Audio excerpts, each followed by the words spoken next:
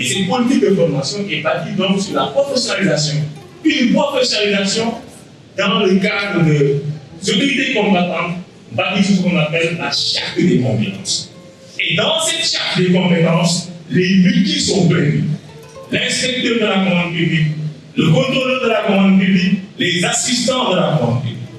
Pour déboucher sur quoi? Sur les métiers de la commande publique. Donc vous, en tant qu'assistant, vous êtes prévu dans le cadre de l'assistant, un grade inférieur par rapport à un niveau licence 3.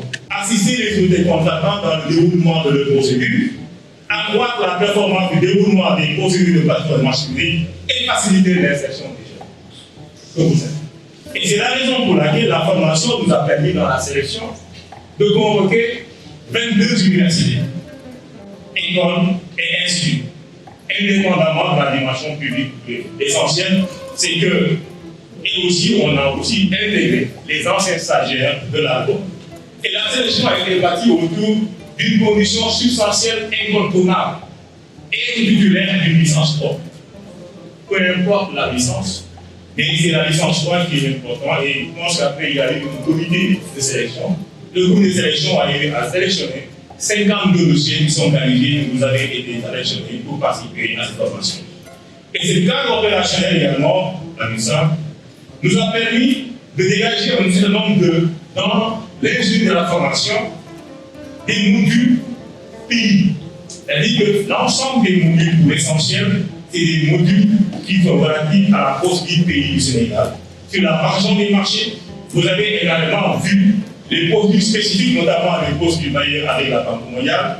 Nous avons fait aussi un effort d'actualisation pour aller vers la professionnalisation et la modernisation avec la dématérialisation. Nous avons introduit également un autre paradigme, les achats publics qui renforcent sa dimension environnementale, sociale et économique. Et en dernier, vous avez également vu, en termes d'introduction, les partenariats publics-privés. Cela veut dire quoi? Nous restons convaincus. Vous avez fait le A à Z de la formation à marché.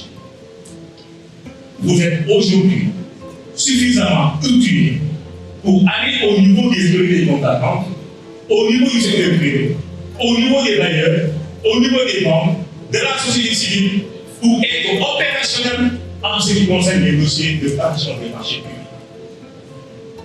Et cela montre quoi?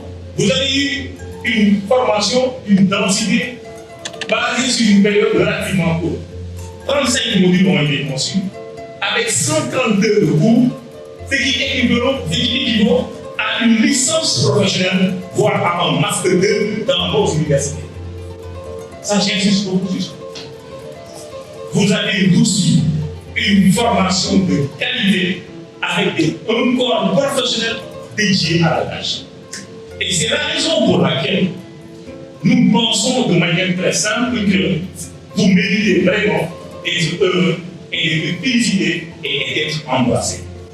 Et c'est la raison pour laquelle aujourd'hui, à côté de l'enseignement, cette année, nous avons eu à faire une évaluation très dense et très rigoureuse avec les formateurs agréés. Nous avons, chaque formateur, nous avons reçu 5 sujets pratiques dans un groupe de 5 formateurs. Nous avons constitué 15 groupes de DPE, travail personnel de l'étudiant, et ces étudiants ont suivi tous l'examen. Je pense qu'il y a un examen carré. Les examens ont été faits et je pense que lors de la première session, les 11 groupes ont été définitivement déclarés acquis. Il restait 4 groupes qui devaient faire le groupe de rattrapage. Ils l'ont fait et également, ils l'ont réussi. Et les associations de participation ont été finalisées depuis avril 2024. Nous avons tenu à être exigeants, c'est-à-dire avant d'être exigeants par rapport à vous, exigeants par rapport à nous-mêmes, c'est-à-dire nous, les membres du comité technique d'évaluation des sélections. Nous sommes appliqués les principes essentiels, le principe d'égalité devant le service public.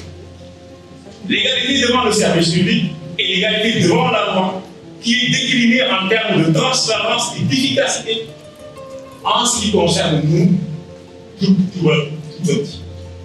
On n'a pas eu le temps, nous, de faire du tout. On a été toujours dans le sens tout. Ça, c'est le credo des marchés publics, la transparence. C'est une exigence essentielle. Quand on avance, les performances sont claires. Et dans ces performances, moi je note que la meilleure note est 18,85. Et en termes de perspective, pour clore mes propos, il me semble essentiel de peaufiner le stage.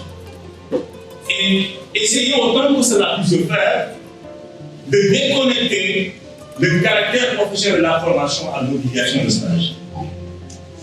Parce que, en fait, le caractère professionnel d'une formation est bâti sur la démarche participative et inclusive et la conception du programme, sur le contenu pédagogique également qui est adopté par les professionnels, et sur l'intervention de professionnels dans les différents niveaux de formation, sur l'évaluation sommative rigoureuse, sur les connaissances et les compétences, et par conséquent, si on va déconnecter le caractère professionnel de l'obligation de stage, il nous faut encourager dans la future promotion les stages durant la formation.